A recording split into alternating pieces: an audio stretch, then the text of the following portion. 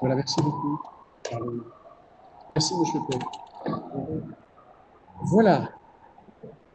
Et la bascule sur Facebook a fonctionné et je vais donc bien vérifier que tout le monde est là. Monsieur Clerc sera absent ce soir. Monsieur Smaï, que j'ai vu, monsieur Moussi, que je salue. Philippe Boisqueté, que j'ai vu également, les filles de Slo, Madame Cornet, j'espère que tout va bien chez vous. Le bourgmestre est également là, Frédéric Lequel, c'est là aussi, Madame Elinda est là également, Monsieur Rami, Monsieur Louis, Monsieur Oskalochi, Monsieur Frémal, Monsieur Marceau, Madame Madi. J'espère que vous allez bien, Madame Madi. Voilà. Monsieur Jabour, Monsieur Mohamed, Madame Namli, pour laquelle nous avions un petit souci de connexion, mais ceci a été réglé par notre technicien de l'été 2020, pour l'été d'ailleurs. J'espère que vous allez tous bien, ainsi que les membres de votre famille et vos proches. Dans les communications, je l'ai dit, M. Clerc ne sera pas des nôtres ce soir. Et puis, n'oubliez pas aussi que vous avez la possibilité de pouvoir lever la petite main pour les demandes de prise de parole. Donc, n'hésitez pas que je puisse vous repérer. N'oubliez pas également de couper votre micro pour éviter les interférences au moment de nos échanges. Voilà. Donc, monsieur le secrétaire communal m'a envoyé la maîtrise au titre d'organisateur de la session de ce soir. C'est un site technique, mais effectivement, une série d'ajustements à faire avant cette réunion. Et puis également, toutes les questions en lien avec la culture sur Facebook. Et à nouveau, désolé pour les quelques minutes de retard.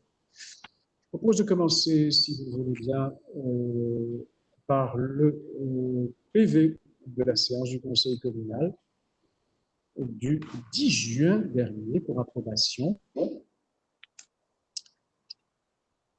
n'avons pas de remarques sur ce point et je vais laisser à monsieur le secrétaire communal le soin de vous en rappeler les principales délibérations. Monsieur Neves, allez-y. Lecture des résolutions prises le 10 juin 2020. Lezing van de beslissingen genomen in zitting van 10 juni 2020. Le Conseil a approuvé le procès-verbal de la séance du 13 mai 2020. De Raad heeft beslist de politieverordening van de burgemeester genomen op 14 mei 2020 te bevestigen. Le Conseil a adopté la convention ayant pour objet de régler les modalités liées à l'exécution de l'arrêté de police du bourgmestre du 26 mars 2020. De Raad heeft de overeenkomst tussen de gemeente en de voedselbank Brussel-Brabant goedgekeurd. Le Conseil a approuvé la modification des statuts d'association de droit public Les Cuisines Bruxelloises. De Raad heeft de fiscale administratie van Brusselse belasten met de heffing, de inkooiering, de inning en de invordering van de opcentiemen op de gewestelijke belasting op de inrichtingen van toeristische logis voor de aanslagjaar 2021. Le Conseil a approuvé le principe de liquidation en un seul versement du solde de l'avance allouée à la maison de la famille sur le subside communal 2020. De Raad heeft beslist op vanaf 1 januari 2020 het belastingsreglement op het niet ter beschikking stellen van parkeerplaatsen buiten de openbare weg, behorend aan economische bedrijven, buiten de kantooruren in te trekken. Le Conseil a pris connaissance des décisions du collège prises en application de l'article 234 alinéa 3 et 236 de la nouvelle loi communale. De Raad heeft kennis genomen van de collegebeslissingen genomen in toepassing van artikel 249 van de nieuwe gemeentewet en heeft haar goedkeuring aan de uitgaven ervan verleend. Le Conseil a approuvé le plan de pilotage de l'école communale fondamentale La Nouvelle École pour l'année scolaire 2019-2020 en vue de sa mise en œuvre officielle prévue pour septembre 2020. De Raad heeft het jaarverslag van de toewijzingen 2019 van het departement gemeentelijke eigendommen goedgekeurd. Le Conseil a adopté l'édition 2019-2024 de la Charte communale de l'inclusion de la personne en situation de handicap. De Raad heeft de toekenningsvoorwaarden vastgesteld voor de gemeentelijke tussenkomst bij de inschrijvingskosten van jongeren van 4 tot 18 jaar, gedomicilieerd in de gemeente bij een sportvereniging voor het seizoen 2020-2021. Le Conseil a prolongé la date de dépôt des dossiers d'octroi de chèques sport au 28 août 2020, inclus pour la saison sportive 2019-2020. De Raad heeft de partnerschapovereenkomst met les Lundis d'Hortense VZ2 in het kader van de muziekcyclus Jazz Middagen goedgekeurd. Le Conseil a adopté la motion Saint-Josse s'engage contre les conséquences graves de la crise sanitaire sur la situation des CPS, des travailleurs précaires et des personnes sans papier et pour les manières d'y remédier. En séance à huis clos, le Conseil a traité des dossiers du personnel communal, toutes catégories confondues. Voilà, Monsieur le Président. Merci, Monsieur le secrétaire communal. Je vous propose à présent de passer au ordre du jour. Le centre de l'aide sociale, donc CPAS, il s'agit du remplacement d'un membre. Monsieur Bonès, vous avez la parole. Oui, mais merci, Monsieur le Président. C'est un point qui avait été inscrit lors du dernier conseil communal, qui a d'ailleurs été la base du report et de l'organisation tenue d'un autre conseil communal aujourd'hui. Et c'est aussi l'occasion de traiter évidemment d'autres points. Donc, il y a eu un accord entre la majorité et l'opposition. Donc, j'ai eu évidemment des contacts avec Madame Zoé Genot. Hassan Marceau nous a rejoint après sa démission au Conseil de l'aide sociale. Et donc, ici, c'est la présentation pour être membre effectif du CPS de Mouad Ismaï. Et donc, il y aura aussi d'autres remplacements du côté du CPS. Ce sera à la rentrée, ce sera une candidature qui sera proposée par le groupe écolo. Je vous remercie, Monsieur Bourmet. Je vois que Madame Genot lève la main. Madame, bonsoir, je vous salue. Merci. J'espère que tout va bien. Mais tout va bien. Et donc, cette fois-ci, c'est un représentant donc, de la majorité qui part. Donc, le groupe écolo s'abstiendra. Et en effet, à la rentrée, un de nos conseillers CPS est à l'heure actuelle un peu fatigué et donc souhaite être remplacé par quelqu'un qui va s'investir dans le mandat. Et donc, nous ferons une demande à la rentrée pour pouvoir procéder à son remplacement. Et je peux dire un mot, Monsieur le Président? Mais je vous en prie, allez-y. Voilà, il y aura la réciprocité lors de la candidature qui sera proposée par l'opposition, par le groupe écolo. Nous nous abstiendrons également au niveau de la liste du bourgmestre. Je vous remercie. Nous passons à présent au point 4, c'est le règlement relatif à l'octroi d'une allocation communale de naissance qui avait donné lieu à plusieurs échanges non seulement intéressants, mais surtout très pertinents, puisqu'il s'agissait évidemment aussi de ne pas laisser dans l'angle mort de cette discussion la question, entre autres, des enfants morts. Et je me rappelle en particulier l'intervention de Mme Cornet à ce sujet. Je crois que cela a fait débat et des prolongements pour le chef de l'exécutif. Allez-y, monsieur le Président. Oui, Monsieur le Président, vous avez rappelé un des éléments qui avait été mis en avant par Mme Cornet, c'était l'oubli par rapport à ces situations-là qui sont réelles, des morts-nés. Donc ça a été intégré dans le texte. Et la deuxième chose qui avait été mise en avant par Mme Cornet, c'est d'étudier la possibilité d'appliquer finalement la même approche que pour les chèques sport. Et on a repris, je dirais, les mêmes plafonds de revenus que pour les chèques sport. Alors depuis, on a fait un travail sur le fond et sur le plan de la lisibilité, de la compréhension. On a retravaillé encore le texte et vous allez parvenir. Président, est-ce qu'on pourrait demander aux collègues peut-être de fermer le micro, voilà, ceux qui, voilà, parce qu'il y a du bruit de fond et je crois que ça fait mal aux oreilles. Merci beaucoup, merci. Il y a encore Atis qui a son micro allumé, je le vois. Voilà. Donc, le premier, c'était d'intégrer les monnaies. Le deuxième, c'était évidemment de prendre la même approche que pour les chèques sport. C'est fait. Et on a encore travaillé sur plus de lisibilité et de compréhension. C'est pour ça que nous avons fait parvenir une nouvelle modification du texte hier. Je sais que c'était court. mais en fait, c'est des remplacements vraiment techniques. Je ne vais pas relire toutes les modifications qui ont été faites. Si vous voulez que je le fasse, je peux encore le faire, relire toutes les modifications qui ont été faites hier. Mais je crois qu'on rencontre là les remarques qui avaient été faites, notamment par Madame Cornet. Je vous remercie, Monsieur le bourgmestre. Madame Cornet, je vois plusieurs mains qui se lèvent, puisque vous aviez commencé l'échange la dernière fois. Je vous propose de reprendre la main cette fois-ci. Je vous salue. Merci. Merci, Monsieur le Président. Eh bien, écoutez, on est extrêmement satisfait au niveau du groupe Écolo Groen de voir que des demandes qui effectivement étaient relativement nécessaires pour permettre en fait de couvrir les situations difficiles et puis pour permettre en fait aux plus pauvres de bénéficier donc des primes avec une sociabilisation des primes qui d'ailleurs avait été demandée par mon collègue Ahmed Mousline et pas par moi-même, mais je remercie monsieur le bourgmestre de m'attribuer la paternité ou la maternité de ce texte malgré tout. Et donc nous nous montrons évidemment satisfaits de ce texte. Merci beaucoup. Je vous en prie, Madame Cornet, je vois s'il y a d'autres mains levées. Monsieur le maire, que je salue. Vous avez la parole, Monsieur le maire. Bonsoir à tous. Je voulais aussi m'inscrire dans la même lignée et en particulier aux familles dont l'enfant naît avec un handicap. C'est une situation extrêmement difficile à vivre pour ces familles et donc tout coup de pouce est pertinent. Je me permets simplement de rappeler ce que j'avais évoqué la fois dernière, à savoir que ce coup de pouce doit aussi faire partie d'une intégration plus globale de l'accompagnement de cette famille par les différents services de la commune, de manière que ce ne soit pas simplement un peu d'argent, mais vraiment une prise en compte générale et globale de cet enfant avec des difficultés conséquentes. Aujourd'hui, ce sont les enfants qui sont reconnus avec 66% de handicap. À terme, on pourra aussi souhaiter évidemment aider une plus grande partie encore de la population, mais je crois que c'est vraiment important d'intégrer ça dans les politiques de la commune sur le long terme et de manière globale. Je vous remercie. Je vous remercie, Monsieur le maire. Je vois, Madame Gelou, vous avez encore votre main levée. Est-elle toujours d'actualité? Je vous remercie.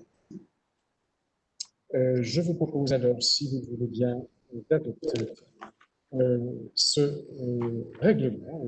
Je remercie aussi l'équipe du bourgmestre pour les amendements inclus. Nous sommes au 5, c'est le règlement relatif à l'octroi d'une prime communale pour la stérilisation des chiens domestiques. Nous avions déjà des dispositions concernant les chats.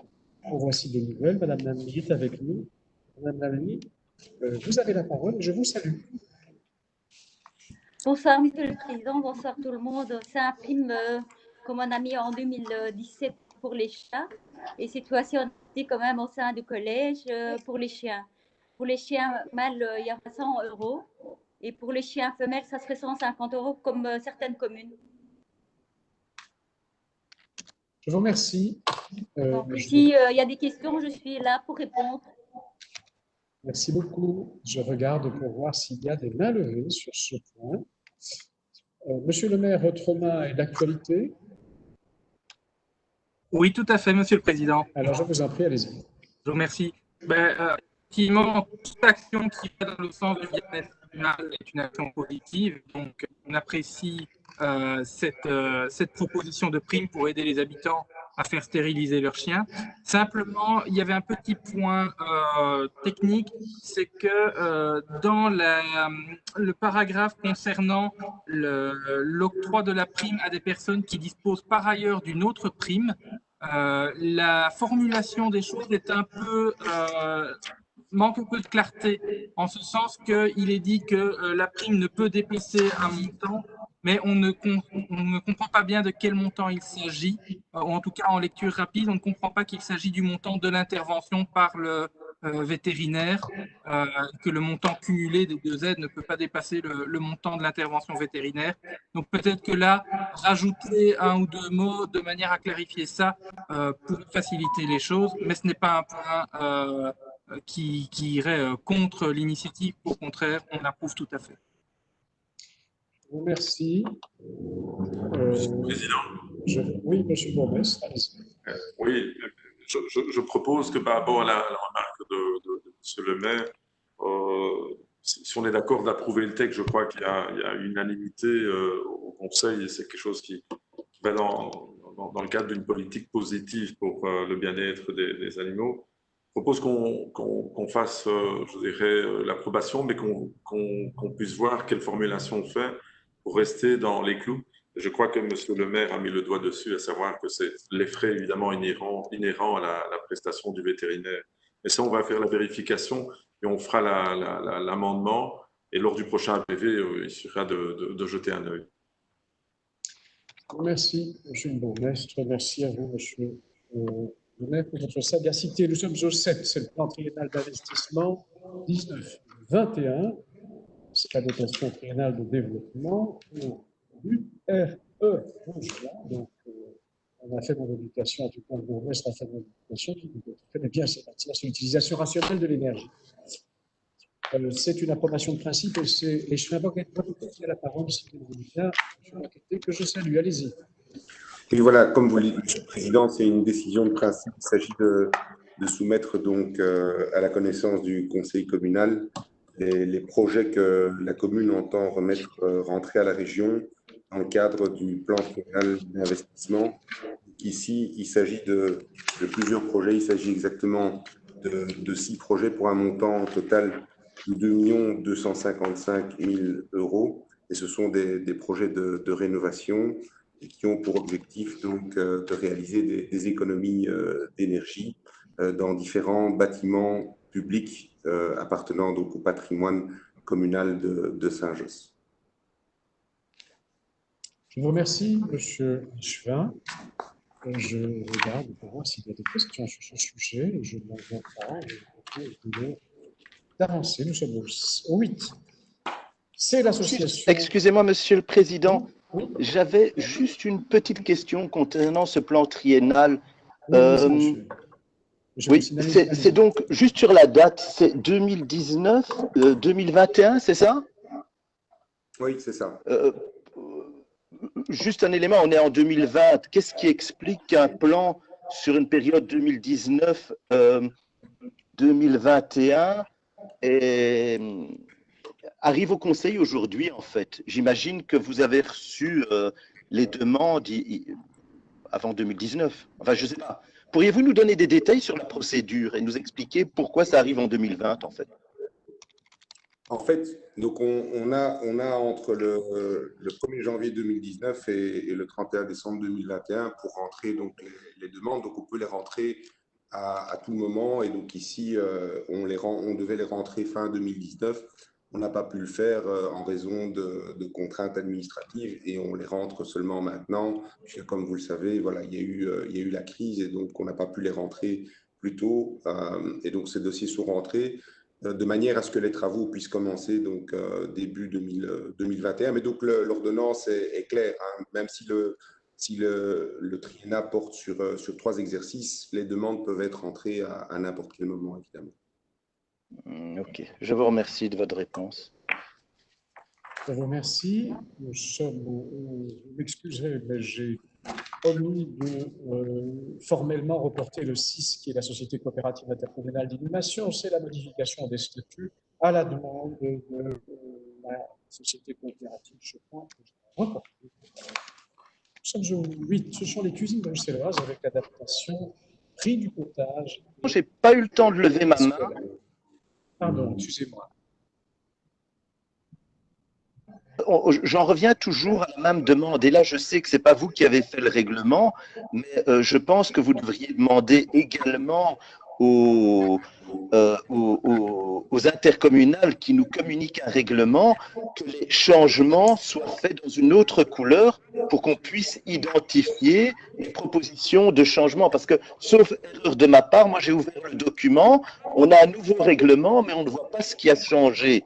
Et donc, c'est difficile de se positionner, sauf à retrouver l'ancien, à comparer ligne par ligne. Je trouve que ça pose un souci. Est-ce que notre représentant peut nous dire un peu quels sont les...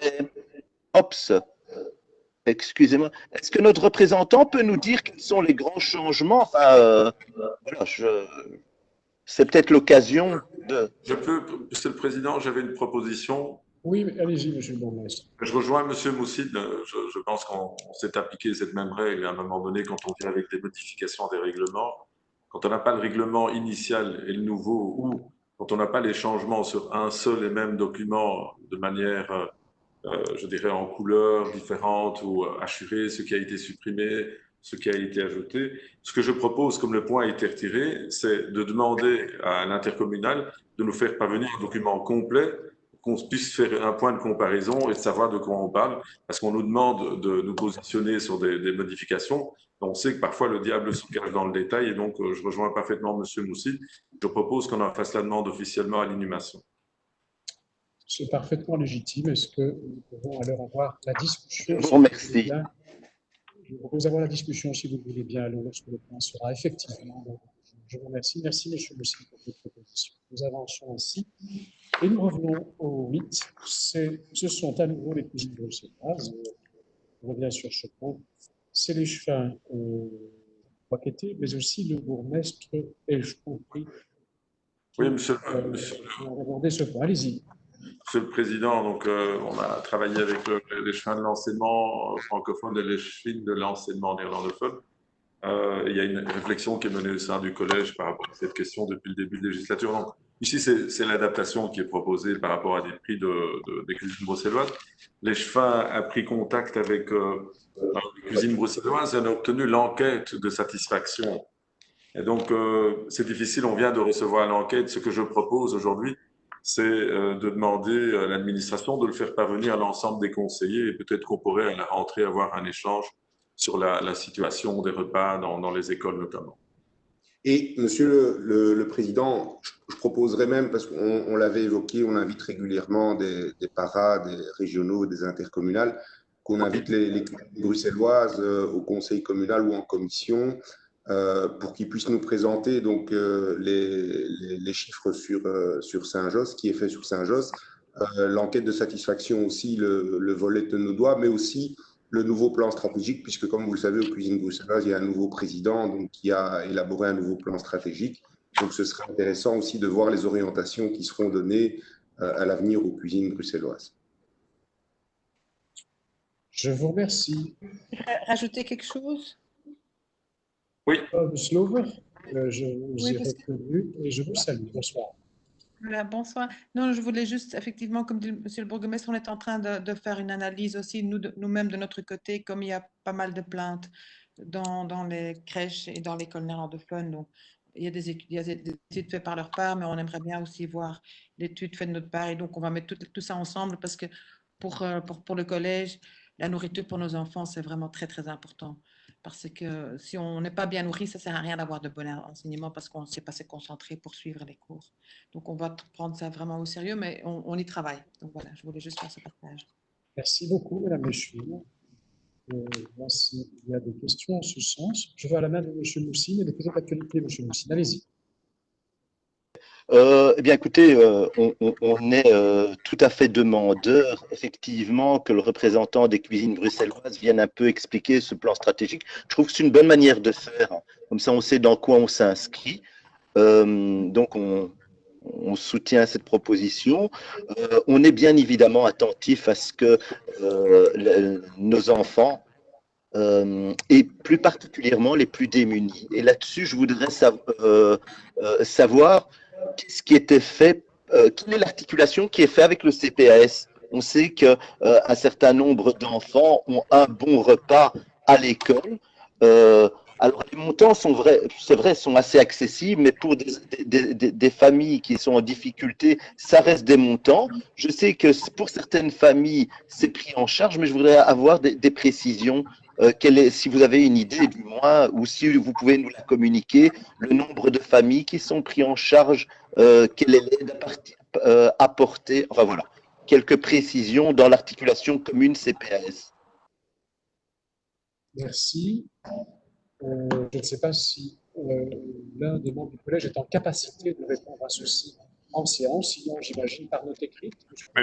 Peut-être dire évidemment que je ne vais pas répondre pour Luc Frémal qui était parmi nous, mais évidemment c'est des aides individuelles et des prises en charge à chaque fois au cas par cas. Et peut-être qu'une idée chiffrée peut être donnée du nombre de situations qui est pris en charge par le CPS. Et évidemment, tous les enfants qui pourraient être aidés via le CPS ne vont pas forcément dans les écoles communales. Et ça peut être intéressant lors de la réunion que nous aurons. Mais au niveau communal, je rappelle qu'à l'initiative de notre échevin de l'enseignement et du collège, au cours de la dernière législature, nous avons assuré le potage gratuitement dans les écoles pendant la période, une période assez longue. Et nous allons poursuivre évidemment ce travail. Je propose que cette question, on puisse l'aborder à la rentrée quand on invitera les cuisines bruxelloises. Je vous remercie. Et juste, dernier élément pour compléter, durant cette période Covid, on a pu constater à quel point c'était important ces repas pour les enfants, mais on a pu constater aussi qu'un certain nombre de familles qui n'émargeaient pas au CPAS étaient dans le besoin, étaient incapables. Donc, je sais qu'à Bruxelles-Ville, ils ont décidé d'essayer de faire un screening, de voir justement ces différences entre les personnes qui n'ont pas de moyens, qui sont au CPS, et ceux qui n'ont pas de moyens et qui sont au CPS, et voir cette marge de personnes qui sont, je veux dire, un peu invisibilisées. Et je pense qu'une prise de contact peut-être avec la commune de Bruxelles-Ville sur leur méthodologie serait pas inintéressante. Voilà, pour essayer de... On est une seule région, c'est intéressant de voir les bonnes pratiques. Mais voilà, je vous remercie et on attend en tout cas les futures auditions avec impatience.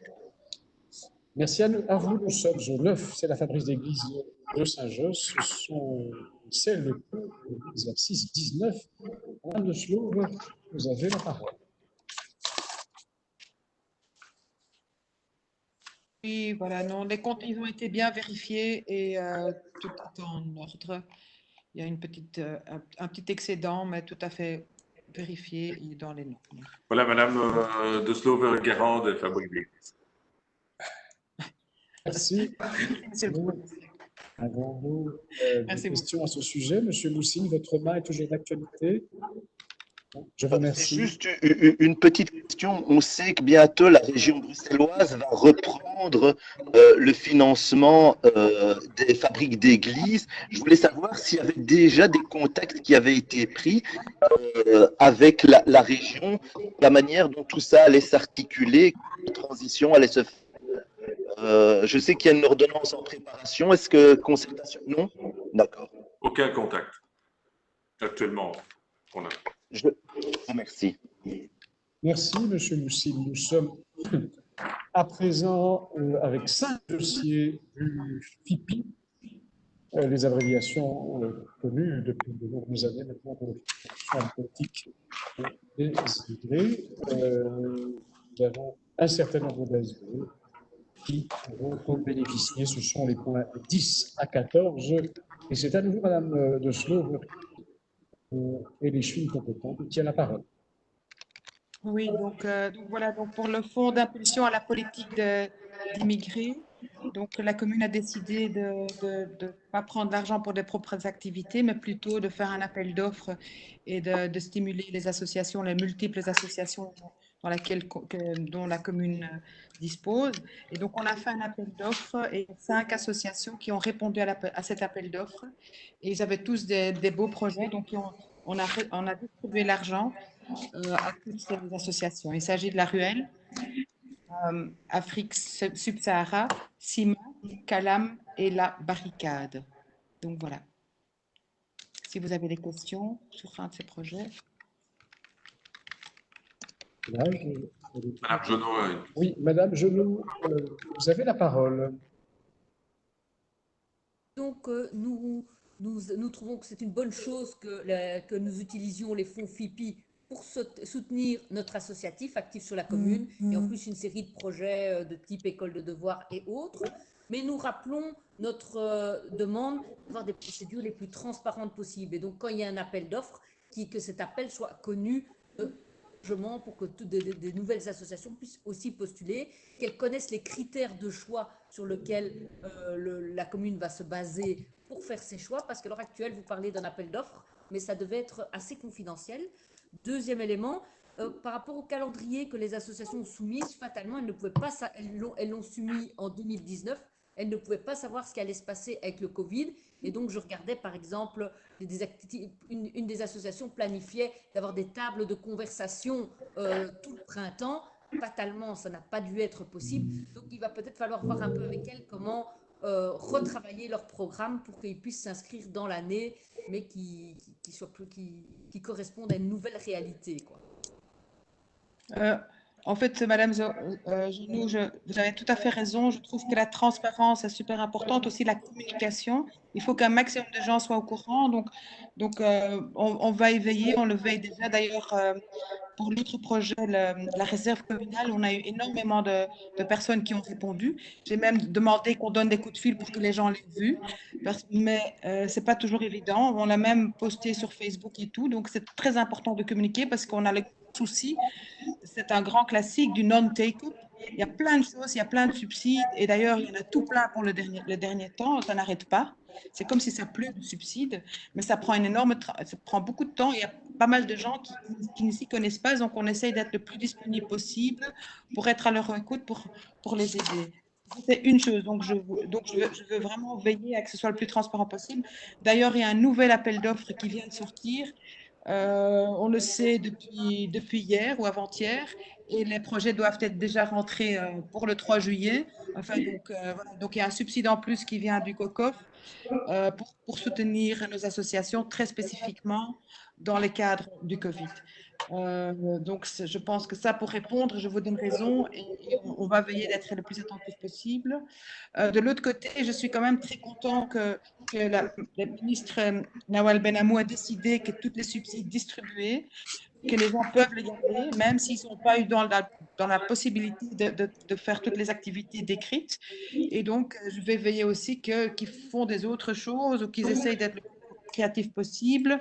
Mais c'est quand même souvent, nous, on veille que les subsides qu'on donne, c'est souvent pour que ces gens puissent survivre aussi. Donc, il y a aussi quelque part une partie de survie. Donc là, on est quand même dans une année tout à fait atypique et ça demande des consignes aussi un peu atypiques. Donc, je veux quand même remercier ici ouvertement, officiellement, Madame Nawal qui a décidé de bien continuer à distribuer ces subsides. Et puis aussi, il faut savoir que tous les appels d'offres, on a un conseil aussi chaque fois pour analyser tout ça. C'est l'administration prépare ça vraiment très, très bien. Et par après, c'est encore une fois validé par le COCOF. Donc voilà, il y a quand même toute une règle à suivre assez compliquée pour garantir la transparence. Voilà. Merci beaucoup. Avec Avez-vous d'autres demandes d'intervention là-dessus, Monsieur Moussi? Allez-y.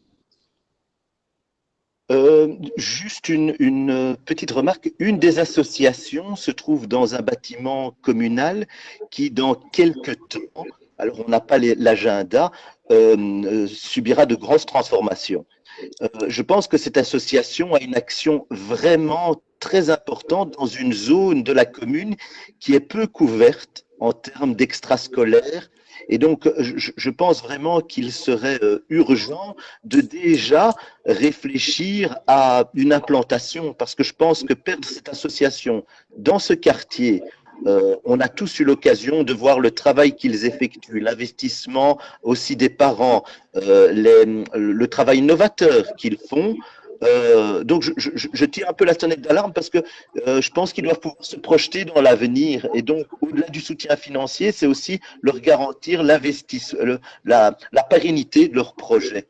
Voilà, je souhaitais le souligner. Et donc, je suis convaincu que vous y êtes attentif, mais je voudrais le dire publiquement, c'est extrêmement important. Monsieur le Président, si vous pouvez apporter quelques éléments d'abord. Je voulais ajouter le fait que sur le dossier qui est présenté aujourd'hui, d'habitude, c'était des actions communales qui étaient portées. Donc, comme l'a rappelé Lydia, au cours de la dernière législature, nous avons décidé de ne pas l'utiliser au niveau communal, mais de mettre ces moyens à la disposition des associations dans un cadre qui est le plus ouvert possible, le plus transparent, puisqu'il y a un comité d'avis, la COCOF est aussi consultée à chaque fois. Sur la question plus particulière de M. Moussine, cette association, Calam, a aussi pris contact avec l'administration. C'est vrai que dans le cadre de la mise en œuvre du projet ambitieux je dirais, autour de l'IDO-Guicudel, il faudra évidemment trouver une solution. Et la priorité qui sera donnée évidemment à l'administration, c'est de trouver une solution, si possible, dans la même zone. Merci. Est-ce Je vous remercie. que vous souhaitez également intervenir? Madame Zoslova, vous souhaitez intervenir? Non, je pense non. Je vous remercie. Est-ce que l'on peut considérer que nous avons fait le tour des échanges à ce sujet? Vous aussi, votre main est toujours d'actualité? Non, je vous remercie. Nous sommes ainsi au 15. Ce sont les traditionnels points pour information sur les décisions relatives aux articles 234 et 236 de la nouvelle loi communale. Et sur ce point, avez-vous des questions?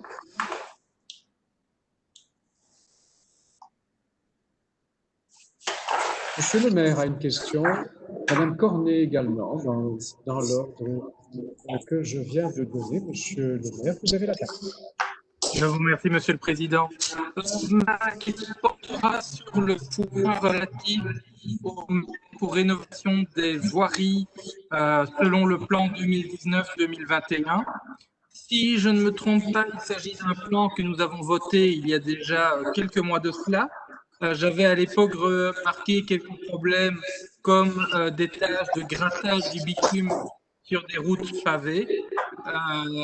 Et donc, je suis un peu surpris par rapport au dossier qui nous est présenté aujourd'hui par le fait qu'on demande un coordinateur de chantier.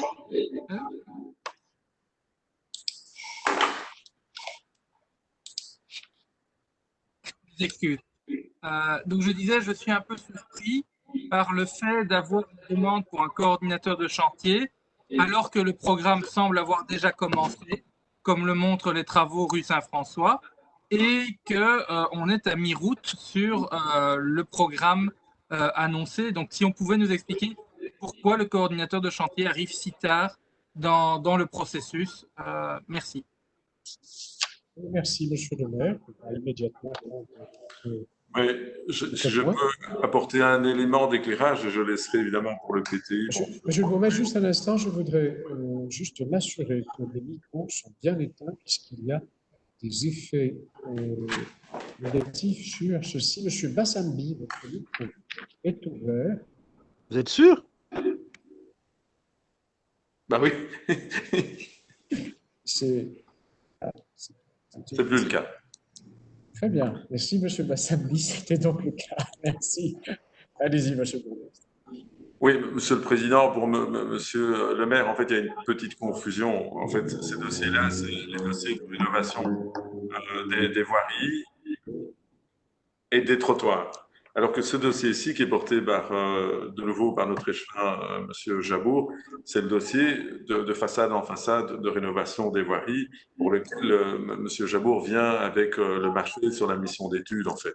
En fait, c'est des voiries qui vont faire l'objet de rénovation et il va préparer les dossiers d'ici la fin de l'année. Et donc, c'est une rénovation de façade en façade. Alors que le reste que vous voyez actuellement, c'est le plan que nous avions présenté l'année passée. On veut refaire tous les trottoirs, tous les asphaltes qui sont en mauvais état.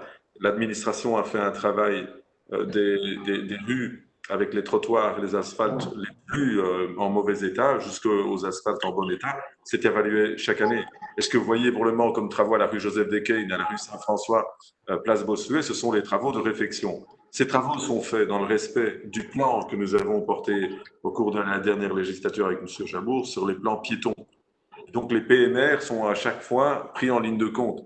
Et d'ailleurs, avec notre échevin de l'égalité des chances, notre échevin des travaux, nous prévoyons de faire une visite avec l'ensemble du collège, avec les associations, les personnes malvoyantes, les personnes à mobilité réduite, pour déjà tester le travail qui est fourni par l'administration avec l'entreprise qui a été désignée. Donc, ces deux dossiers qui sont différents. Celui-ci est un dossier de rénovation complète de voiries pour lequel il faudra désigner un bureau d'études. Et aujourd'hui, c'est le marché d'études qui est proposé.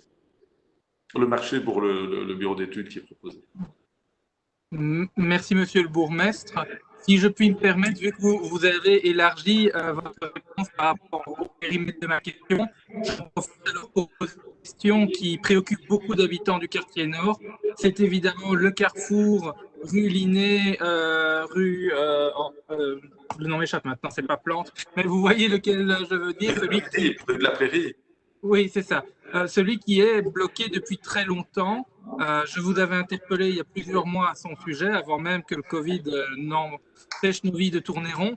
Et les habitants, effectivement, sont un peu excédés de la situation, qui en plus génère d'autres situations, comme nous avons eu l'occasion d'en discuter par email récemment. Est-ce que vous avez des nouvelles sur les raisons du blocage de ce chantier et quand est-ce qu'il sera finalement mené à sa conclusion?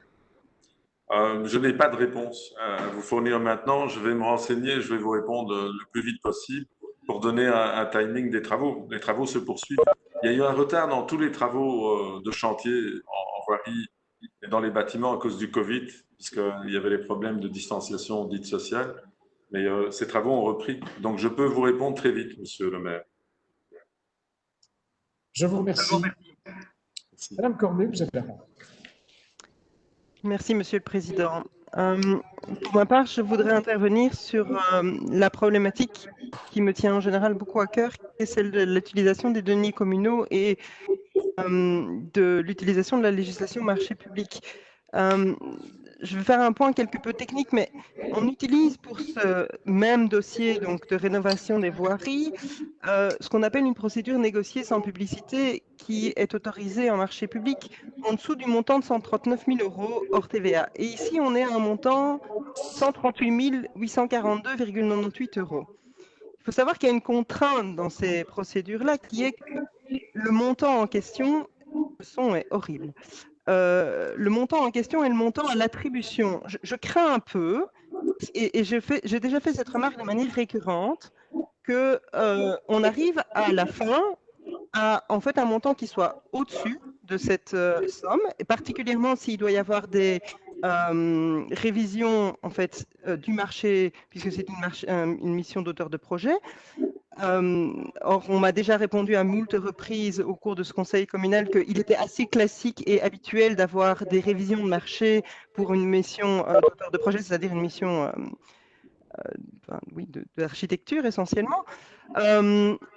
Donc, on risque en fait à la fin d'avoir un marché qui va être annulé ou qui devra être annulé parce qu'on va dépasser le montant de 139 000 €. C'est une contrainte légale, c'est une contrainte qui existe, et je m'étonne que quand on arrive à des montants estimés aussi proches du plafond, on ne décide pas de passer à une procédure ouverte. Et j'en m'étonne d'autant plus que si, avec une procédure ouverte, on a la possibilité de consulter le marché de manière libre et ouverte, comme dit son nom, et donc d'avoir en fait des offres qui potentiellement en consultant plus de personnes, sont plus intéressantes économiquement parlant. Donc là, je voudrais dire que le groupe Écolo Groen va s'abstenir dans la mesure où la procédure semble assez problématique et risque d'entraîner des difficultés pour les deniers communaux. Merci beaucoup, Monsieur le Président. Je vous en prie, Madame Cornet. Monsieur le bourgmestre, vous souhaitez intervenir sur ce point un des échevins. Bon, voilà, je vous remercie. Monsieur Jabon souhaite intervenir sur ce point. Monsieur Jabon, que je salue. J'espère que tout va bien chez vous. Ben, ça va. Bonjour, Madame Cornet. Bonjour tout le monde. J'espère que vous allez tous très bien, tous et toutes d'ailleurs.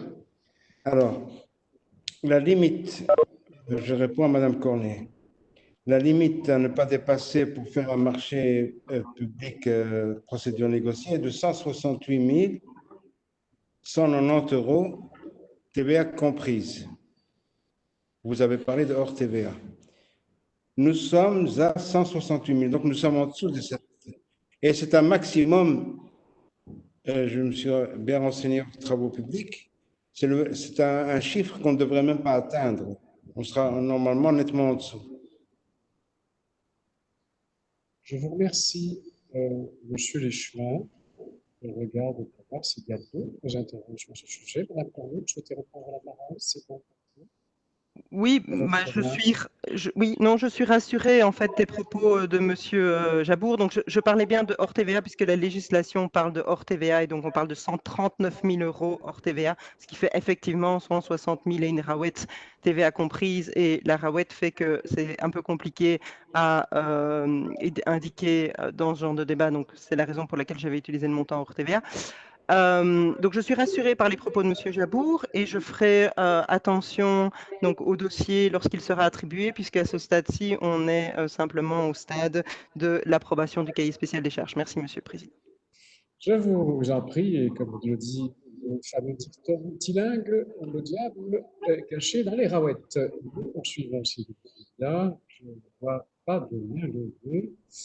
Monsieur Jabour a eu l'occasion d'intervenir. J'imagine que sa main n'est plus d'actualité. Par contre, il y a de splendides bretelles. Monsieur le maire a été servi. Sa main est toujours d'actualité. Elle a disparu. Bien. Propose alors, si vous le voulez, d'avancer. Et nous avons d'ailleurs installé cela. Moi, je fais le point 15. Nous avons installé cela dans les 2 derniers conseils communaux. C'est d'ouvrir la possibilité d'un échange et d'un état de la situation concernant le Covid. Et donc, je cède la parole au bourgmestre pour faire un point sur la situation et bien entendu, la possibilité ensuite de pouvoir échanger à ce sujet. Monsieur le bourgmestre, allez-y. Oui, bon, merci beaucoup, Monsieur le Président. On a convenu avec l'opposition, avec Madame Genot, de pouvoir avoir un échange, notamment sur la question de l'accompagnement de la prostitution dans un quartier d'habitation, dans le quartier nord, et aussi toutes les questions liées, je dirais, aux décisions qui sont tombées aujourd'hui, les activités notamment sportives et autres en nombre qui peuvent avoir lieu. D'abord, sur la question de la prostitution, j'ai pris la décision hier de retirer l'arrêté d'ouverture des carrés que j'avais prévu pour le 1er juillet, parce que nous sommes arrivés à un accord sur la charte et que nous avons pu mettre en œuvre aussi le protocole sanitaire. Le protocole sanitaire n'existait pas au moment où j'ai eu les premières rencontres avec les représentants des habitants et les représentants des travailleurs du sexe. Certaines communes avaient été invitées, comme Anvers et Schaerbeek. La ville n'avait pas été invitée, ni Liège, ni Saint-Josse, ni d'autres villes flamandes et wallonnes. Et pour nous, il était difficile de remettre, je dirais, un avis sur quelque chose sur lequel on n'avait pas eu l'occasion de se positionner, et surtout que le ministre Denis Ducarme n'avait pas avalisé. Depuis, le ministre Ducarme a donné son accord sur le protocole sanitaire en lien avec la prostitution. Et de l'autre côté, nous sommes arrivés à un accord sur la charte. La charte, c'est un engagement des partis. Les partis, c'est évidemment les pouvoirs publics locaux ici, donc la commune avec la police d'un côté, et de l'autre des habitants qui se sont manifestés régulièrement sur le sujet, et les associations que l'on connaît, SPASP et UTSOPI. C'était un travail difficile, intense, et qui a nécessité de part et d'autre énormément de compréhension mutuelle. On a, je pense, pour la première fois, entamé un dialogue, et ce dialogue se poursuit au moment où je vous parle. Alors, les avancées, je ne vais pas rappeler ici tous les éléments, mais les grandes avancées sont au niveau des horaires, la fermeture de carrés tous les jours, entre 1h et 7h du matin. Donc, tous les jours, les carrés seront fermés entre 1h et 7h du matin. Une demande des habitants, et une autre demande des habitants, c'était la fermeture le dimanche. Alors, de l'autre côté, les associations demandaient l'ouverture justement le week-end. Donc, ça a fait l'objet d'énormément de discussions. Et la demande des habitants était vraiment de dire, voilà, nous, le dimanche, on veut retrouver le quartier pour les enfants, pour les familles, on veut un moment d'apaisement. Alors, comme on le fait souvent en Belgique, on a trouvé un accord équilibré. Tous les jours fériés, le dimanche, les activités seront fermées jusqu'à 18h et pourront prendre à partir de 18h. Ce n'est pas, évidemment, pour les habitants tout ce qu'ils voulaient, et ce n'est pas pour les représentants des associations qui accompagnent la prostitution ce qu'ils demandaient non plus. On a eu un accord. Et puis, il y avait la question du comportement. Alors, l'administration avait proposé un voilement, des rideaux, mais le plus important, c'est le comportement des personnes qui travaillent. C'est de ne pas provoquer les passants, d'être dans des problèmes d'immoralité, d'attentat à la pudeur. Donc, on a beaucoup travaillé sur cette question-là en expliquant que voilà, le règlement existe, on peut faire des PV, prendre des mesures de fermeture, mais on veut dialoguer et faire passer le message auprès de ces travailleuses qu'il faut respecter les familles, les habitants du quartier. Quand ils passent et qu'on toque à la vitrine, les gens ont peur, il y a des enfants qu'on ne voit pas qui sont plus bas que le châssis de la fenêtre. Les associations étaient très réceptives aux demandes également, comme les habitants. Il y a eu vraiment une volonté d'aller l'un vers l'autre. C'est pas simple pour les uns et pour les autres, parce que vous savez que c'est un débat sulfureux et très compliqué dans le quartier. Mais enfin, on est arrivé à, je dirais aussi, à ce niveau-là, à l'interdiction d'avoir des objets sexuels qui sont présentés sur la vitrine, et aussi un comportement sur lequel ils doivent faire un travail. Et puis, il y avait la question de matériel de protection et des gels. Nous avons décidé de les mettre à disposition pour atteindre un des points essentiels du protocole sanitaire. Alors, ce n'est pas tout, évidemment, parce qu'une charte n'est jamais un règlement. C'est un engagement des différentes parties. Mais pour nous, le plus important, c'était d'avoir ce dialogue. Il existe. La prochaine fois que nous allons nous voir, donc nous avons encore des rencontres en vue, nous nous verrons cette fois-là pour discuter de 2 points cardinaux. Le premier, c'est la question d'installation des caméras en priorité dans le quartier, dans toutes les rues du quartier. Dans le cadre de l'acquisition de caméras, nous allons leur présenter les caméras qu'on veut installer. On va en donner prioritairement, évidemment, dans ce quartier. Comme ça, on a une sécurisation pour les habitants, pour les usagers de la cité. Et la deuxième demande, c'était par rapport à la sécurité des travailleuses, un système d'alarme. À Liège, ils ont un système avec, quand il y a un problème d'insécurité, la travailleuse peut actionner un bouton, ça fait un bruit dans la rue, et eux espèrent que les habitants vont téléphoner à la police pour qu'il y ait une prise en charge. Moi, j'avoue que j'ai évoqué la piste du bijoutier, du système téléservice, quoi. Tu as un système d'alarme qui est relié à la police peut intervenir tout de suite. Je trouve que c'est un peu plus pratico-pratique et efficace. Et c'est aussi la volonté qu'on montre de l'autre côté au niveau de la commune, d'être ouvert dans la discussion et de trouver des solutions pour toutes les parties. Donc, la prochaine fois que nous allons nous voir, nous allons travailler sur cette question. Et puis, nous avons aussi prévu, donc la police est évidemment partie prenante, vient expliquer régulièrement ce qu'elle fait dans le quartier.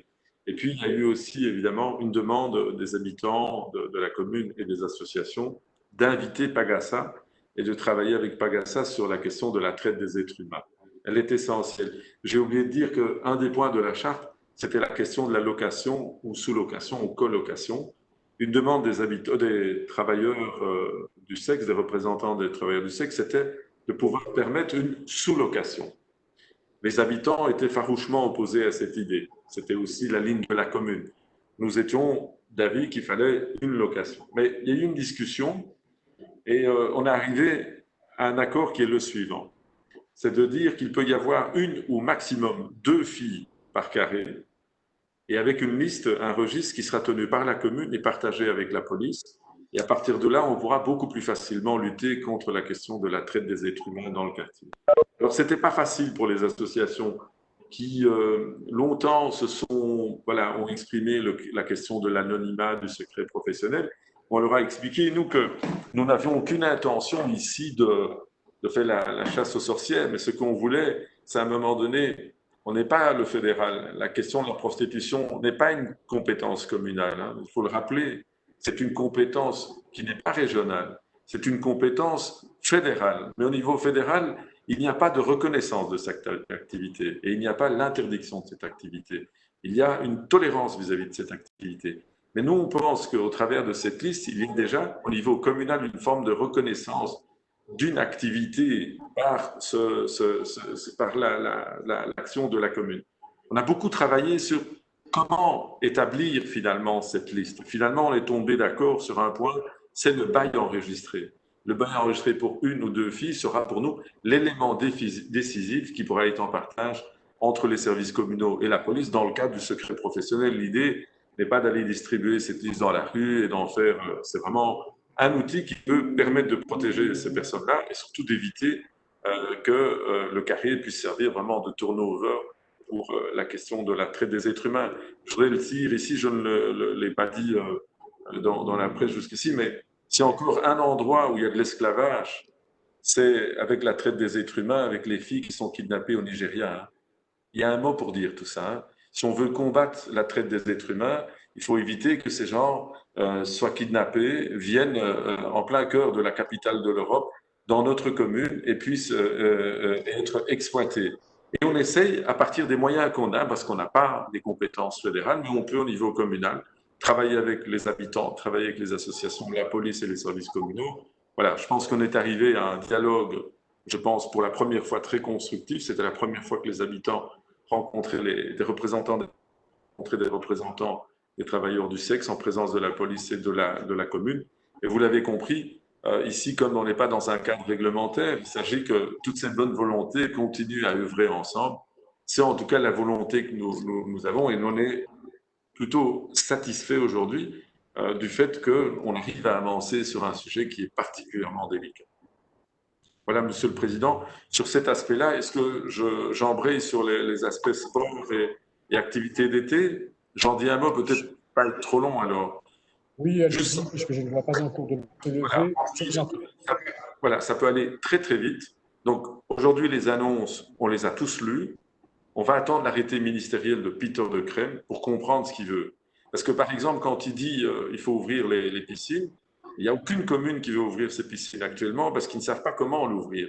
Donc il faut un protocole. Aujourd'hui, la Fédération de natation a écrit très officiellement au groupe des experts et au fédéral pour leur demander qu'on se mette d'accord sur un protocole sanitaire. Donc au moment où je vous parle, avec les chemins des sports, on a eu encore ce soir un échange, on va attendre qu'il y ait un accord sur un protocole sanitaire. De la même manière, on est sans réponse par rapport à l'accès aux douches et aux vestiaires. Il n'y a pas d'explication sur le protocole sanitaire. De la même manière, on nous dit que le sport de contact est permis, mais on aimerait avoir tous nos apaisements. C'est pour ça qu'on va attendre l'arrêté ministériel, pour faire dans l'arrêté ministériel ce qu'on dit clairement. Et après, évidemment, on devra appliquer l'arrêté ministériel et on prendra le temps, comme on l'a fait à chaque fois, d'expliquer ça aux cercles sportifs ou aux acteurs locaux et au préalable de prendre une décision de collège conforme à la décision du Conseil national de sécurité.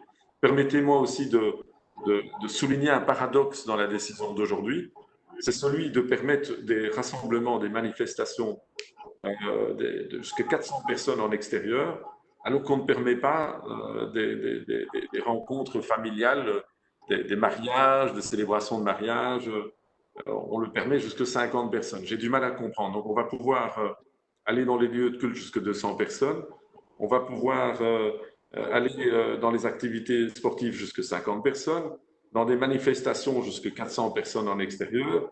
Mais quand il s'agit de salles de réception et de congrès pour notamment les mariages, on sait qu'à Saint-Josse, il y a pas mal de gens qui voudraient pouvoir reprendre la fête, faire une réception. Et là, la limitation est à 50 personnes.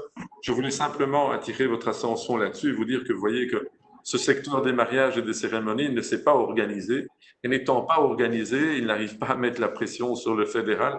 Et pour le moment, ils n'ont pas beaucoup obtenu d'avancées. Il faudra aussi qu'on puisse se préoccuper de cette question parce qu'il y a pas mal de gens qui attendent depuis un certain temps de pouvoir organiser l'une ou l'autre petite fête familiale ou avec leurs amis. Voilà, Monsieur le Président, chers collègues, ce que j'avais à dire sur les sujets pour lesquels nous avions eu un échange préalable avec Madame Jodot. Merci, Monsieur le bourgmestre. Madame Jodot a levé la main. Ce sera ensuite Madame Warner, que je salue déjà. Madame Jodot, allez-y. Et donc, nous sommes contents de voir qu'il y a maintenant un véritable dialogue qui est pris, aussi bien avec les habitants qu'avec les travailleuses du quartier et la commune. Parce que je pense que la seule manière d'essayer d'améliorer la situation dans le quartier Nord, c'était de mettre ces actrices et ces acteurs autour de la table pour essayer d'avancer. Parce que je pense que sur toute une série de choses, les intérêts sont communs. Il y a une série de travailleuses qui disent ça ne nous convient pas du tout de voir que certaines attitudes, etc., doivent être de plus en plus provocantes. On n'a pas envie d'être là-dedans et on est même prêt à être soutenant pour faire régner, je dirais, une façon de travailler respectueuse comme ça se faisait dans le quartier par le passé. Donc, il y a vraiment des intérêts, certains intérêts qui peuvent être communs, d'autres intérêts qui sont plus divergents, comme par exemple sur les heures d'ouverture et autres, où là, clairement, il y a plus de tension, et cette tension est en grosse partie créée aussi par le prix que se permettent d'exiger certains propriétaires qui clairement font du proxénétisme immobilier quartier. Donc pour nous, c'est une bonne chose qu'on travaille à un accord sur les heures d'ouverture, qu'on travaille à un accord sur l'attitude qui sera adoptée, qu'on travaille un accord sur plus de sécurité dans le quartier, plus de sécurité dans les travailleuses et qu'on essaye d'avoir enfin, parce qu'on le sait avec le premier règlement prostitution, on avait la liste des enfin en théorie, on aurait dû avoir la liste des personnes qui travaillaient dans le quartier.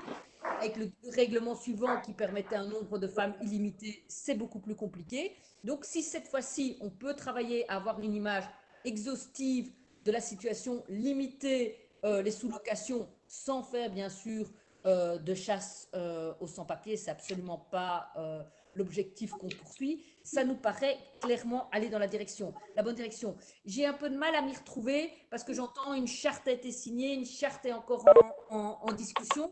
Donc, si une charte a été signée, ben, nous sommes très intéressés de la recevoir. Si le dialogue est encore en cours, je pense que c'est très important qu'il se poursuive parce qu'on sait que tant qu'il n'y a pas d'accord sur tout, il n'y a d'accord sur rien et c'est important que ce dialogue continue pour qu'il y ait effectivement des améliorations sur le terrain. Nous sommes vraiment demandeurs et on l'avait déjà proposé qu'il y ait un gentleman agreement qui permet un meilleur travail de la commune dans le quartier pour que la situation s'améliore pour les différentes parties. Et en effet, en matière de traite, et j'ai déjà eu l'occasion d'aborder cet aspect, en matière, par exemple, de prostitution des mineurs, là, nous devons être impitoyables parce qu'il est hors de question de tolérer de la pédophilie dans nos quartiers. Ce n'est pas possible.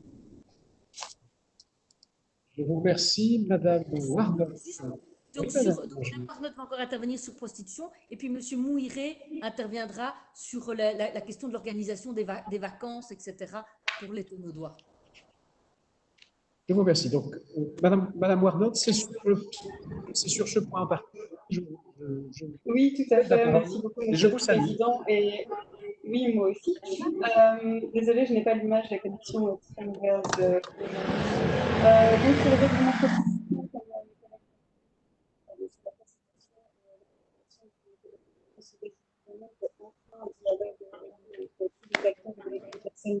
vivant dans ce quartier. On n'a rien, Monsieur le Président, moi je n'ai rien entendu, je ne sais pas si mes collègues entendent également. Est-ce que Madame Warnock pourrait répéter, parce qu'on n'entend rien? Enfin, moi, je vois Monsieur Rockens qui dit aussi, Monsieur Boisquetel qui dit qu'il n'entend rien non plus. Voilà. Je vais essayer avec l'autre micro, est-ce que ça fonctionne mieux? Oui, c'est mieux ça, Madame. Voilà, comme ça. Donc voilà, je disais qu'on se réjouit aussi qu'il y ait enfin eu ce dialogue entre l'ensemble des acteurs et des habitants qui cohabitent dans ce quartier au niveau de la prostitution et que dès lors, ça me semble vraiment dans la bonne direction. Je voudrais simplement poser une question par rapport aux propos de Monsieur le bourgmestre. Donc si on se réjouit vraiment qu'il y ait ce dialogue, le fait qu'il y ait un enregistrement spécifique des baux et un casier spécifique, ou en tout cas un dossier spécifique qui soit créé pour les différents baux, pour les personnes qui vont pouvoir exploiter les carrés, m'inquiète un petit peu. Je voudrais avoir des apaisements. Est-ce qu'on peut demander qu'on ferme le micro de Monsieur Dichely? Parce que je ne sais pas si c'est de lui que vient le... Parce qu'il a deux micros en fait. Il a deux ouverts. La réunion. Voilà. C'est un. Il n'arrive pas à écouter. Voilà. Oui, j'ai du mal moi-même. Merci. Merci, Monsieur Dichely. Donc voilà. Donc souvenez-vous, à l'époque où le règlement de 2015 avait été suspendu, le Conseil d'État avait clairement dit dans son arrêt de 2016, je pense, qu'il y avait un problème dans ce règlement en raison même de l'enregistrement des personnes prostituées et que dès lors cela était contraire à la Convention pour la répression de la traite des êtres humains et l'exploitation de la prostitution d'autrui. Et du coup, je me demande, je souhaiterais savoir dans quelle mesure les démarches ont déjà été entreprises pour s'assurer que cet enregistrement des baux ne sera pas lui-même contraire, encore une fois, à cette convention qui supprime la traite, ou en tout cas qui lutte contre la traite des êtres humains. Merci beaucoup.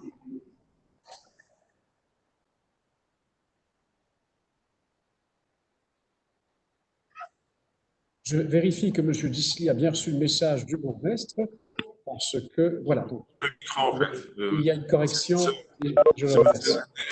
Monsieur Neve, vous pouvez fermer le micro de Monsieur Dichely. Je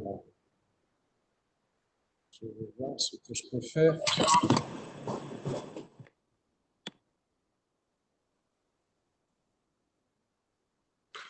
Je vais donner quelques éléments. Tout d'abord à Madame Zoé Genot. Excusez-moi, Monsieur le bourgmestre, j'avais levé la main.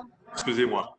Non, c'est moi. Il y a apparemment des problèmes de communication très fortes. Je ne sais pas si c'est juste moi, mais il y a de vrais soucis aujourd'hui. Non, je voulais faire juste une remarque. En tout cas, moi, je tiens à saluer le travail qui est fait. Le groupe écolo avait été à l'initiative de l'amendement qui introduisait dans le règlement le principe de la charte. Nous pensions véritablement que c'était au travers du dialogue que nous parviendrions à trouver une solution. Dialogue entre les habitants, je pense qu'il fallait être attentif, les pouvoirs publics qui ont une responsabilité et les travailleurs du sexe.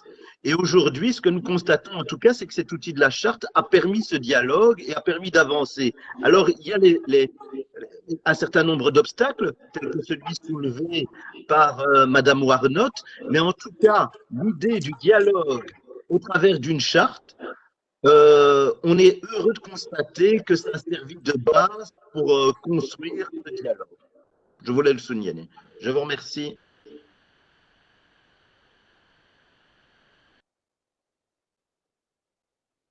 Merci, Monsieur Moussine. Monsieur le bourgmestre, vous avez la parole. Merci, Monsieur le Président. En commençant par Monsieur Moussine. C'est vrai, c'était un amendement qui était proposé, je crois que c'était par Monsieur Moussine, l'amendement sur la charte. C'était un contexte qui était différent. Depuis, nous avons changé notre fusil d'épaule. Il y a le Covid qui est passé par là et nous avons décidé, dans un souci de ne laisser personne sur le bord de la route, de mettre les questions d'orgueil de côté et d'aller vers chacun. Ça nous réussit pour le moment, ça nous sourit pour le moment. Et c'est vrai que le dialogue basé sur un engagement de tous les partis ne peut se faire qu'au travers d'une charte. On ne sait pas le faire par un règlement. Le règlement, c'est tout de suite la question de la répression, évidemment, qui arrive. Mais la question de la répression n'est pas exclue, évidemment, parce qu'il y a des règlements qui existent. Il y a un règlement de police, il y a un règlement communal sur les carrés. Sur Pauline Warnot, que je remercie également au même titre qu'Ahmed et Zoé, oui, on sera évidemment attentif pour le respect. Donc, je vais poser la question encore une fois à nos juristes, mais il me semble que c'est quelque chose qui est de pratique courante que les filles qui vont s'installer dans un carré enregistrent leur bail. Donc, on va faire la vérification. Et si on a un problème juridique comme on a eu dans le passé, je serai très attentif. Et enfin, pour Zoé Genot, c'est vrai que c'est la question de la confiance, Zoé. Donc, la charte, en fait, elle a été travaillée depuis le premier jour. Et donc, on s'est vu. Et la preuve qu'il y a une vraie confiance, c'est qu'elle n'a pas fuité une fois dans la presse.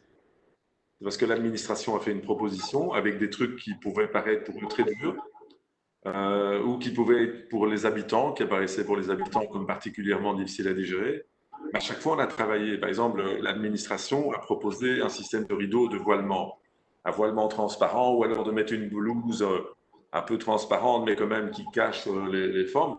Mais on a mené une réflexion. Moi, j'ai par exemple dit que pour moi, l'apparence, c'est l'attitude qui est gênante. C'est l'attitude qu'on doit travailler. Parce que tu peux parfois donner l'impression d'être dénudé, mais de te donner de manière quasi vertueuse, pudique. Alors qu'il y a des gens qui sont peut-être plus habillés, mais qui frappent à la vitrine, qui choquent les enfants et les familles. Donc, on a beaucoup travaillé. Donc, la charte a été travaillée sans cesse. Et on est arrivé maintenant à un compromis. Donc, ce compromis a été envoyé vers les associations. Maintenant, elle est dans la phase de finalisation et elle reprend les choses qui ont été demandées par les représentants des uns et des autres. Donc, voilà, moi, je pense que la question, ce sera maintenant dans quelques jours de voir comment la rouverture de ce type d'activité dans le quartier se fait et aussi la question de la sécurité qui est essentielle pour laquelle nous allons continuer à travailler avec tous les acteurs concernés. Monsieur le Président, Monsieur Mouiré qui voulait prendre la parole sur les vacances. Oui, vous permettez juste un instant, je vais d'abord vérifier. Madame Warnot est servie, sa petite main est toujours d'actualité. Non. Alors, monsieur, vous avez la parole, je vous salue, j'espère que vous allez bien. Oui, merci, monsieur. le Président. Ici, on a reçu comme information aujourd'hui les règles pour la 4e phase de déconfinement. Monsieur le bourgmestre l'a rappelé, on a 50 personnes maximum pour les salles d'événements. Et concernant les vacances, ici, des questions restent en suspens au niveau de la commune, à savoir comment on va s'organiser pour les plaines de jeu, quelles sont les normes qui vont être mises en place pour pouvoir organiser des activités en plein air pour nos jeunes, et encore plus loin, comment on va s'organiser à long terme pour, enfin, en tout cas en septembre, la rentrée scolaire. Si vous avez déjà des éléments de réponse, ce serait bien de les avoir. Juste une petite idée qui est déjà en train d'être parcourue parmi d'autres communes, c'est la fermeture des rues afin de pouvoir laisser un peu plus d'espace à l'extérieur aux enfants pour les laisser jouer dehors. C'est peut-être une mesure qui pourrait être exploitée puisqu'elle a déjà été vue à Ixelles dans d'autres communes. Voilà. Merci, Monsieur Mourir. Monsieur le bourgmestre est peut-être à mi-chemin en lien avec Martin. Monsieur le bourgmestre, allez-y. Excusez-moi, Monsieur le Président, fermer. j'avais levé la main. Ah, attendez, excusez-moi, je ne vous ai pas vu dans le petit paquet ici, Monsieur Moussy. Je ne vois pas votre main levée, c'est pour ça, Monsieur Moussy. Excusez-moi. Le micro. 2 petites remarques. Je l'avais déjà fait dans le passé. C'est la question d'une déclaration d'impôt. Ça se termine fin juin et je rencontre de nombreuses personnes qui sont désemparées puisque la commune, depuis des années, a mis un service pour accompagner, pour aider, et aujourd'hui, ils sont un peu perdus. Est-ce que vous pourriez nous faire un retour de ce qui a été mis en place? Je sais que le fédéral a mis des choses en place, mais qui sont difficiles d'accès pour beaucoup d'habitants. Ça, c'est le premier élément. Et le deuxième élément, toujours en lien avec le Covid, dans le cadre de la SNCB, a décidé de mettre sur pied le fait d'avoir 12 trajets gratuits par habitant, étalés sur 6 mois. Les procédures sont extrêmement compliquées et j'ai l'impression que la majorité des habitants les moins favorisés ne feront pas appel à cette possibilité. Je souhaiterais savoir si au niveau du collège, quelque chose a été étudié pour justement essayer de servir d'intermédiaire entre les citoyens et la SNCB pour qu'on s'assure que l'ensemble des citoyens qui souhaitent avoir ces billets puissent les avoir en termes d'information, mais aussi en termes de procédure, puisqu'on ne peut pas les retirer, par exemple, à la gare. On est obligé de procéder par Internet. Enfin voilà, ça a l'air assez complexe. Je vous remercie. Merci, Monsieur Moussy. Monsieur le bourgmestre. Merci, Monsieur le Président. Je vais commencer par les questions d'accompagnement social de Monsieur Moussy. La question pour les impôts, en fait, les services sociaux de la commune se mettent évidemment à la disposition pour aider les personnes qui n'arrivent pas à entrer en contact avec le bureau fédéral pour les déclarations d'impôts. En fait, on faisait le travail au niveau du bâtiment royal pour toute la zone à partir de Saint-Josse, Scarbeck et d'autres quartiers. Aujourd'hui, ces habitants reviennent vers le fédéral, mais les portes sont fermées. Donc, ils doivent prendre contact directement avec le fédéral. Nous allons faire une nouvelle communication. On l'a déjà fait dans les réseaux avec la communication sur, je dirais, les contacts. On va peut-être proposer de prendre contact aussi avec les centres sociaux de prévention pour que les gens qui sont les plus démunis puissent aussi avoir un accompagnement social. De la même manière, je vais voir avec le service mobilité chez nous comment vulgariser davantage l'accès à ces 12 trajets de la SNCB. C'est vrai que c'est toujours ceux qui sont les plus démunis qui passent à côté de cela. Mais il faut aussi regretter que les procédures soient faites d'une manière aussi complexe, alors qu'on pourrait probablement faciliter encore les choses. Alors, M. Mouiri a mis aussi le point d'abord sur une question de mobilité qui est en lien avec l'été. Donc, c'est vrai, et je peux donner cette information à l'ensemble des membres du Conseil. Au moment où je vous parle, on a les demandes de congés pour le mois de juillet ou pour le mois d'août. Et en fait, on a déjà une idée du thermostat des juilletistes ou des aoûtistes. En début de semaine, avec le secrétaire communal, Patrick Neve, on a un peu fait la jauge en se disant, tiens, où on en est? Et puis, on s'est rendu compte qu'il y a très peu de demandes de congés pour le mois de juillet. et comparé à l'année passée, c'est infime. Et donc, on voit que la crise sanitaire produit ses effets. Les gens sont très inquiets à partir à l'étranger et les gens ne partent pas pour beaucoup. Et on le voit même dans le chef de nombreux fonctionnaires qui ne partent pas en vacances au mois de juillet. Ça veut dire qu'on va avoir un mois de juillet, si la commune est un peu un petit laboratoire de l'ensemble du pays, je pense qu'on ne va pas avoir un mois de juillet où ça va se vider comme d'habitude. On va avoir un mois de juillet avec une présence de population qui est réelle. Partant de là, toutes les politiques que nous avons à mener pendant les vacances doivent être revues. On n'aura pas des quartiers totalement vides. C'est pour cette raison que nous sommes allés aussi dans un projet, M. Moïret, de rues apaisées, de rues où on peut marcher, on peut apprendre à faire du vélo, on peut être en 3 roues, on peut faire des activités entre voisins. Mais toute l'idée que nous avons derrière, c'est la réappropriation de l'espace public par les habitants de la rue et de la zone. Donc notre idée n'est pas d'amener un concert dans cette rue, une troupe de théâtre, c'est pas ça le but. Le but, c'est de dire, tiens, on pourrait apaiser un peu nos quartiers, les gens qui ne partent pas ou les gens qui vivent dans leur quartier, on pourrait leur donner un minimum de moments. Et donc, ce qui a été décidé hier au collège, c'est que on commence déjà dans 2 rues, c'est la rue Saxe-Cobourg jusqu'à la rue Berriot, donc à partir du début de la rue Saxe-Cobourg jusqu'à la rue Berriot, et la rue des 2 églises qui seront déjà apaisées le dimanche de 10h à 18h. On le fera avec une formule très souple, on ne va pas faire de règlement, on va le faire avec avis des services, c'est-à-dire que s'il n'y a pas de travaux, s'il n'y a pas d'impact sur la mobilité, on va le faire un peu comme on le fait dans les fêtes de quartier. Par exemple, les fêtes de rue, quand les gens demandent d'avoir une fête de rue, ben, il y a une mobilisation. On est très demandeur que le dimanche, entre 10 et 18 heures, les gens puissent se réapproprier un peu leur rue. Donc, on a adopté une mesure que l'on a décidée hier, qui va être communiquée à la population dans les prochains jours. Et donc, à chaque fois, à la demande d'habitants ou des services, on pourra faire des rues d'été. Et ces rues d'été pourraient aller quasi dans toutes les rues de la commune, mais de manière évidemment séquencée. On ne va pas aller tout le temps dans la même rue. L'idée est de permettre à de nombreux habitants de se réapproprier leur quartier. À côté de ça, le service de prévention avec le Méli-Mélo organise évidemment, avec le département de la jeunesse, de nombreuses activités dans les plaines, dans les jardins, les squares. L'idée de Slover, avec un partenariat du côté néerlandophone, font aussi des activités culturelles très fortes. Le camping, elle pourra en dire un mot d'ailleurs tout à l'heure, sur les places et dans les jardins aussi, une activité très très agréable. Mes collègues encore prennent aussi d'autres initiatives. Mais nous sommes en pleine crise sanitaire. Et donc, pour nous, il ne faut pas lâcher, parce que les chiffres restent réels. Vous avez vu qu'en Chine, on a dit qu'il y avait une forte recrudescence du Covid. Il y a eu juste 60 cas et ils ont pris une batterie de mesures.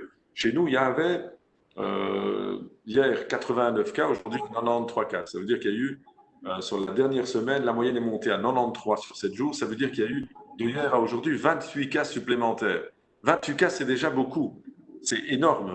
Et donc, il ne faut pas croire que ce truc est parti. Il faut continuer à garder ces mesures barrières. C'est pour cette raison-là qu'on va attendre de lire l'arrêté ministériel, Jean. Quand on aura des informations plus précises, on va voir comment on peut desserrer. Actuellement, le département de la jeunesse, c'est 6 enfants avec un animateur dans des bulles séparées. Et nous ne partons pas au stade Georges Pêtre dans l'écrin vert. On va aller au jardin botanique, au jardin des familles. On va aller dans tous les écrins verts de la commune et on évite que se croisent. On évite que les enfants ne se croisent. Et donc, cette question est vraiment, pour nous, au cœur de tout. Si maintenant, demain, on nous dit, il n'y a plus de problème de contact en judo, en karaté, alors, on reverra évidemment notre modèle. Et donc, on a quelques jours d'ici mardi, le prochain collège, pour statuer. Mardi, nous déciderons pour la piscine. Mardi, nous reverrons peut-être la décision pour la plaine de jeu. Mais à ce stade-ci, moi, j'ai envie de voir quel est le protocole sanitaire qui est proposé. S'il est intéressant, si voilà, on ne peut pas faire autrement, ben on l'appliquera, mais on l'appliquera avec intelligence, avec peut-être d'autres précautions, mais tout le temps en l'expliquant à tous les gens qui vont vivre les choses. Donc les cercles sportifs, les familles, il faut tout le temps leur expliquer le contour des règles qui sont proposées par le fédéral. Voilà, Monsieur le Président, les éléments que je pouvais apporter aux questions qui m'ont été posées. Je vous remercie. Je tourne pour voir s'il y a d'autres Juste, qui se sont levés. excusez-moi. Excusez-moi, je ne sais pas qui intervient. Non, moi c'est juste pour revenir sur le complément. Levez bien votre main, monsieur le maire, parce que sinon je ne vois pas qui souhaite intervenir et madame Oui, Deslouve j'aurais dû peut appuyer. également intervenir. Allez-y, monsieur le maire. Ah, c'est juste pour, monsieur le bourgmestre, si vous pourriez aussi répondre à la partie sur la rentrée scolaire, si vous avez déjà des éléments de réponse, la rentrée scolaire en année. Oui, et madame Deslouve a levé la main. Madame Deslouve, vous avez la parole.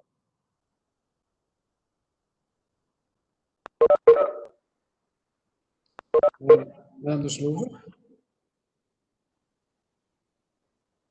Non, alors, une page de publicité, puis on se retrouve. Monsieur le bourgmestre, Vous m'entendez maintenant? Voilà, on y est. Allons-y. Ok, page de publicité, génial. Au moins sur ça, j'espère.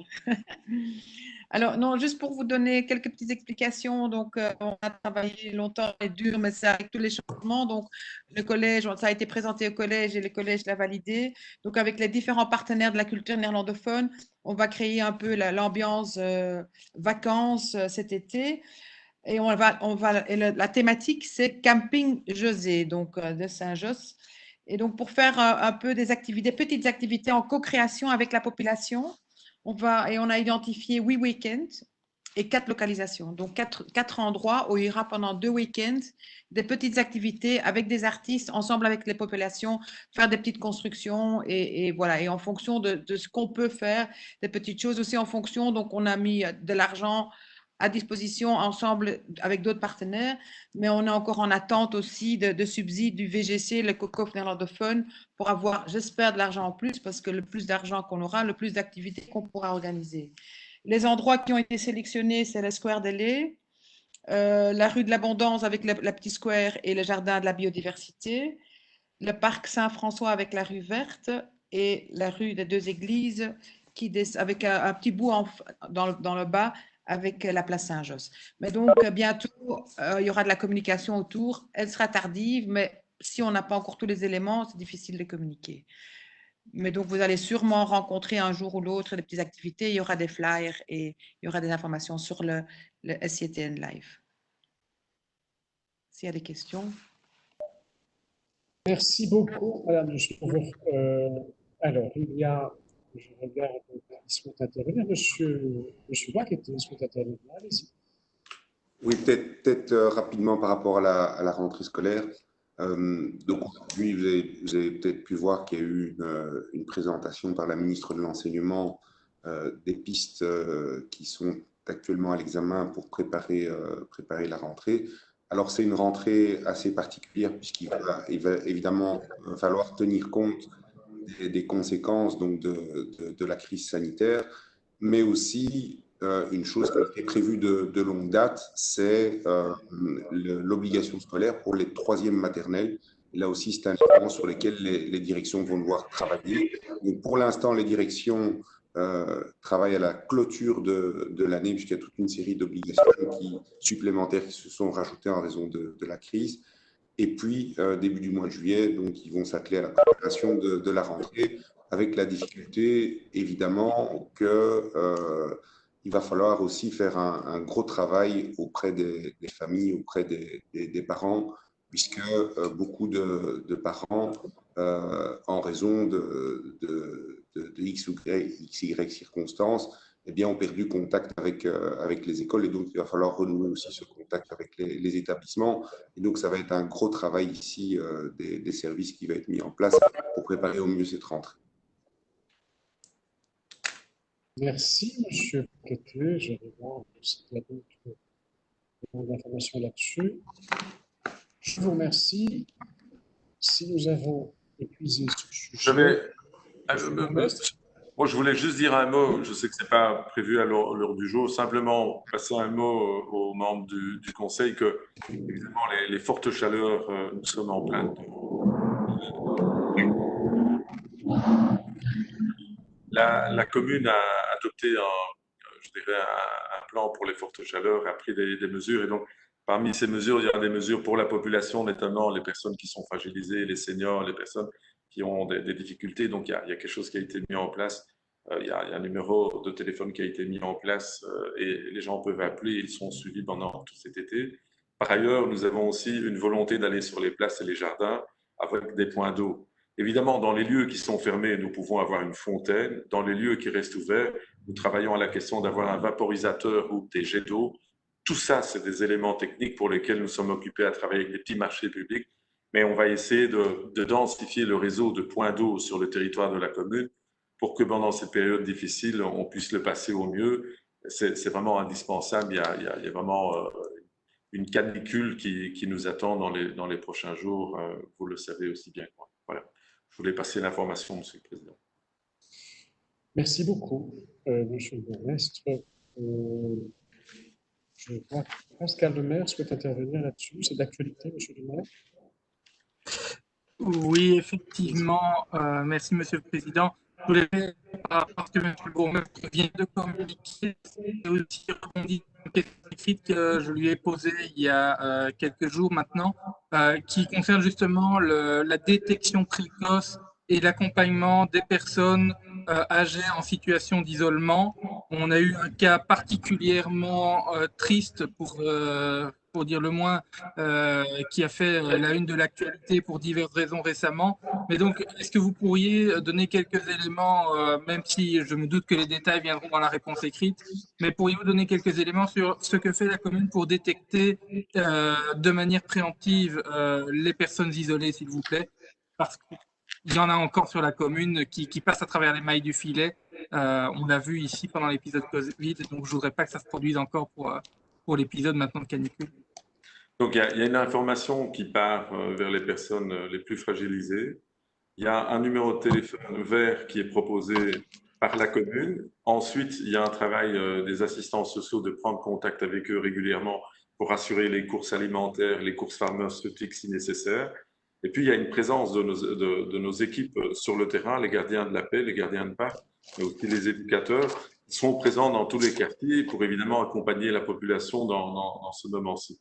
Donc, la commune s'y est pris assez vite parce que je crois qu'on a aussi beaucoup appris de la crise sanitaire qui a permis aux équipes vraiment d'être mobilisées et elles étaient vraiment prêtes et très chaudes pour réagir aussi pour la question de forte chaleur. Bon, merci.